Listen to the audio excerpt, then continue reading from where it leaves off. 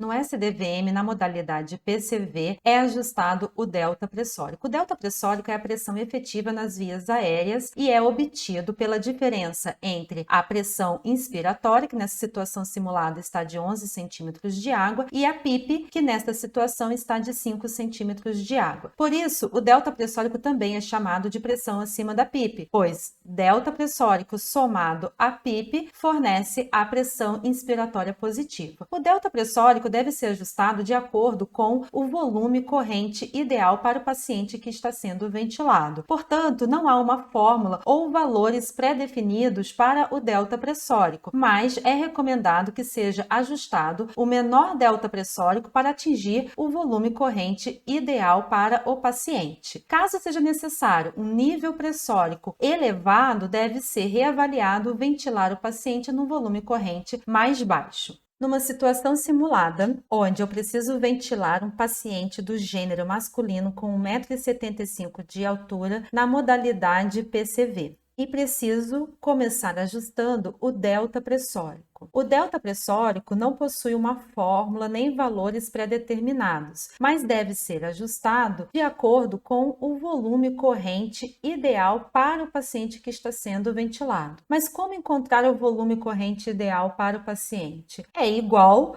o que é feito na modalidade VCV. Primeiro eu preciso aplicar a fórmula para encontrar o peso ideal e em seguida multiplicar pelo volume desejado. Então, fazendo o cálculo do peso ideal, o peso para esse paciente do gênero masculino com 1,75 m de altura é de 71 kg.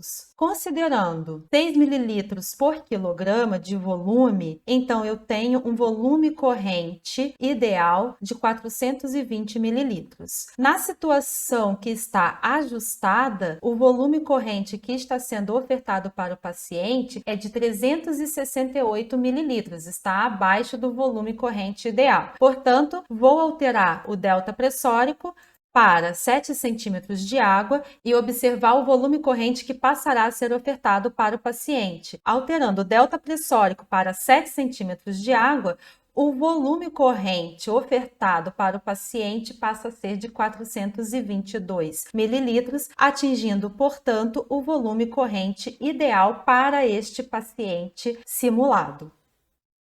Nessa situação simulada, eu tenho 3 ciclos ventilatórios com delta pressórico diferente. Só foi alterado o delta pressórico. Nesse primeiro ciclo, eu tenho um delta pressórico de 6 centímetros de água. Observe que a pressão inspiratória é de 11 centímetros, menos 5 centímetros de PIP, então 6 centímetros de água de delta pressórico. Nesse segundo ciclo, eu tenho um delta pressórico de 8 centímetros de água, porque a pressão inspiratória é de 13, menos 5 centímetros de água, fornecendo então um delta pressórico de 8 centímetros de água. E nesse último ciclo ventilatório, eu tenho um delta pressórico de 10 centímetros de água. A pressão inspiratória de 15 centímetros de água, subtraindo da PIP, fornecendo então um delta pressórico de 10 centímetros de água. Agora, observe que, com o delta pressórico de 6 centímetros de água, o volume máximo foi de 368 mililitros e o pico de fluxo foi de 72 litros por minuto. Agora, num delta pressórico de 8 centímetros de água, o volume foi de 472 mililitros e o fluxo foi para 96 litros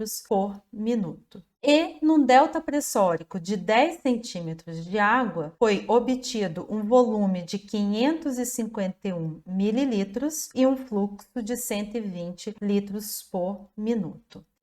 Nos próprios gráficos podemos ver como que tanto o volume de um ciclo para o outro sofreu alteração, sofreu aumento, assim como o fluxo inspiratório e a pressão inspiratória aumentando de acordo com o aumento do delta pressórico. Então, isso é o que ocorre quando alteramos somente o delta pressórico.